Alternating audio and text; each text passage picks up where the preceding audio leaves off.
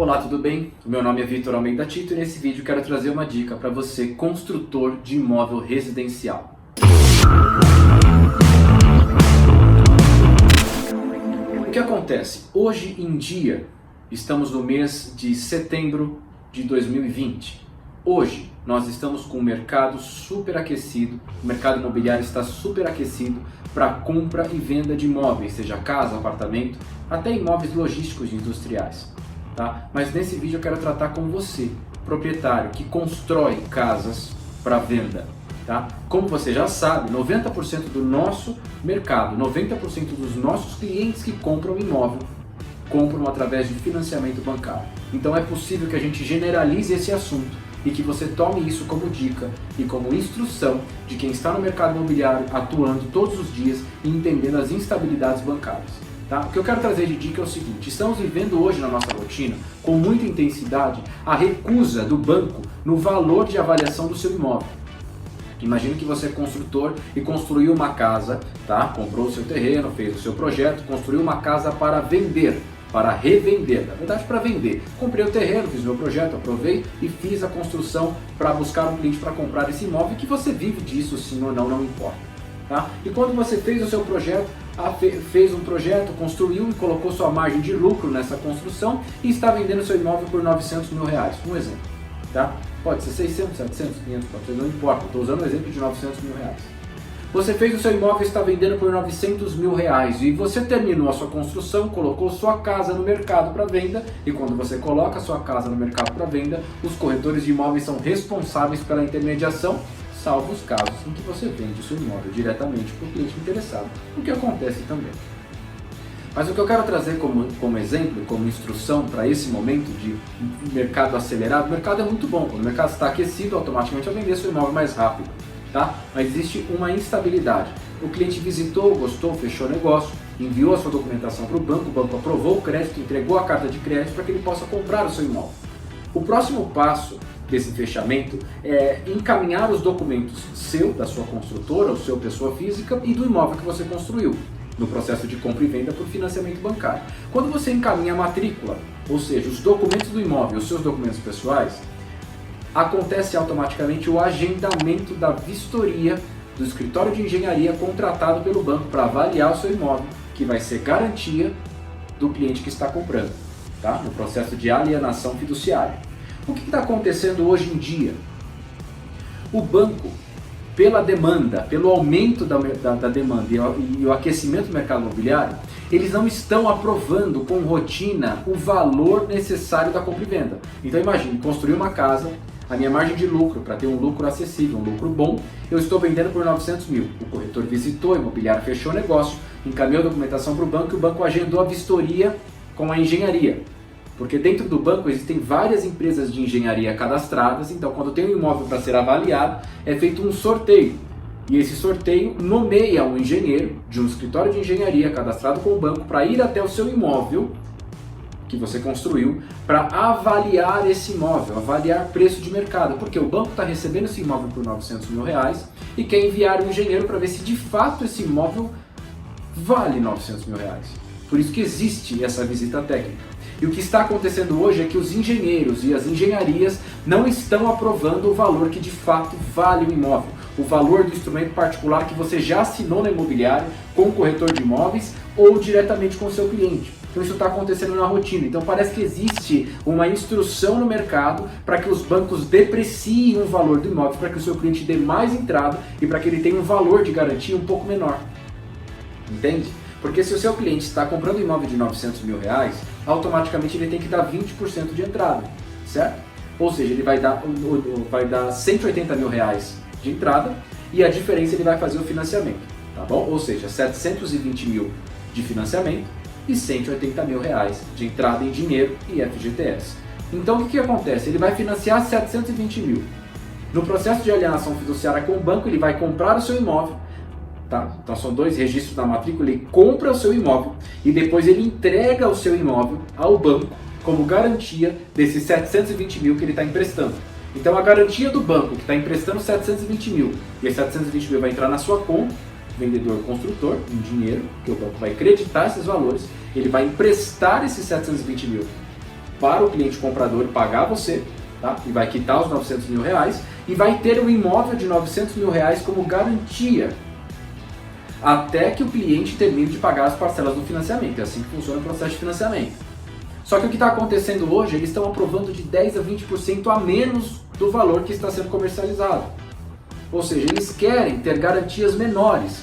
Por quê?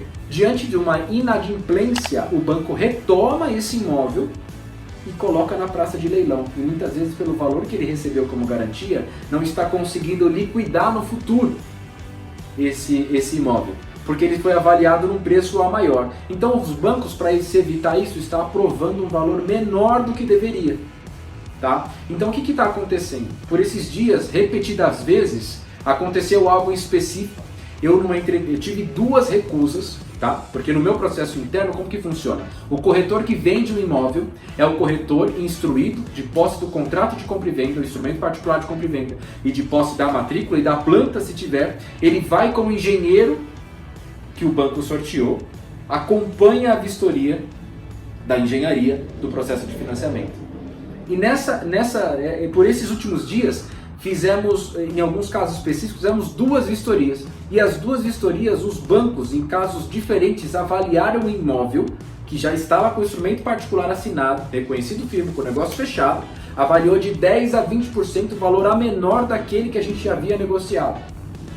E existem consequências nesse tipo de transação. Porque se o cliente já apresentou a entrada, se ele está comprando um imóvel de 900 mil, 180 mil reais de entrada, às vezes eles têm mais 30, 50, 100 mil, às vezes não tem mais tanto dinheiro sobrando para poder fazer o complemento. Porque se o banco aprovar o seu imóvel 20% a menos, você vai continuar vendendo ele por 900 mil para esse cliente. Você não, como vendedor, construtor, não tem culpa que o banco avaliou menor, você quer 900 mil. E ele aprovou 20% a menos, o que o seu cliente vai ter que fazer? O cliente que está comprando o seu imóvel, essa diferença da avaliação ele vai ter que colocar em dinheiro diretamente para você. E se o seu cliente não tem esse dinheiro para fazer o complemento, o que ele deve fazer? Desistir do negócio. Se ele desistir do negócio, pela lei, às vezes ele perde o dinheiro, devolve, mas tem um prejuízo, perdeu ali, quem sabe, 20, 30 dias já da visita, fechamento, assinatura, vistoria da engenharia. Então tome cuidado. O que eu quero trazer para você, construtor, e serve para corretor, serve para quem quer, cliente que está comprando, para quem quer que esteja acompanhando esse vídeo, é o seguinte, que nesses últimos dias, o que acabou acontecendo? Eu consegui chamar um engenheiro para perto, eu tive 2 recusas no mesmo imóvel, tá? E o que acontece? Eu falei na terceira, eu falei para o nosso agente financeiro, agenda a terceira vistoria que eu vou estar presente pessoalmente e eu vou conversar com esse engenheiro. E o que aconteceu? Chegamos até o condomínio, a casa, conheci a casa naquele momento, cheguei um pouco antes, conheci, formei as opiniões. O que eu fiz? Eu percebi que isso era uma estratégia interna, mas não sabia exatamente o que estava acontecendo. Então nós reunimos de 10 a 15 links do mercado imobiliário digital, das plataformas de venda, dos portais imobiliários, de casas à venda naquele mesmo condomínio. Fiz um cálculo de valor médio de metro quadrado da construção, deixei isso pronto e levei a prova guardada embaixo do braço. Cheguei, recebi o engenheiro e perguntei para ele, conversei com ele, disse que aquela era a terceira vistoria e queria entender o porquê que eles estavam avaliando a menor. Ele entrou no imóvel, verificou o imóvel estava com porcelanato rústico, que não é polido, mas era porcelanato, alumínio, para um bom acabamento. Pedras, estava bem bonito. O imóvel de fato custava o valor que estava sendo vendido. Não tinha sobreposição de preço, não tinha nenhum tipo de instabilidade que fizesse reprovar 2 vezes e aprovar 20% a menos. Tá? E eu conversando com o engenheiro, estava com todo o meu material em mãos, pronto para um debate ali, para uma conversa, né, para justificar. E aí quando chegamos no último piso do imóvel, foi possível perceber que o piso dos quartos, dos dormitórios, são 3 suítes muito bem distribuídas, estava no contrapiso. Porque qual que é a opinião do construtor? Vou deixar esse último pavimento, vou deixar os dormitórios no contrapiso para que o cliente coloque o piso que melhor agradar. Né? Isso acontece todos os dias. Porque se eu colocar um laminado, ele vai querer um vinílico. Se eu colocar um vinílico, ele vai querer um de madeira. Se eu colocar um de madeira, ele vai querer um porcelanato. E aí pode ser que a gente economize em não colocar o piso e deixa o cliente à vontade para colocar o piso que ele quiser. Faz sentido, eu entendo, faz muito sentido, tá? Percepção do cliente, colocar o piso que ele quer, economia e por aí vai. Só que por causa desse motivo que eu consegui extrair do engenheiro, essa falta desse investimento pequeno, perto da aprovação de crédito, dos 20% a menos, estava impactando no fechamento, tá? Existe de fato uma nuvem negra em cima dos bancos que estão determinando uma aprovação menor, mas naquele momento, naquele dia, era o que estava segurando aquela transação. A falta do piso no andar superior dos dormitórios. Então é o seguinte, se aquele imóvel tivesse com piso, mesmo que básico, tá?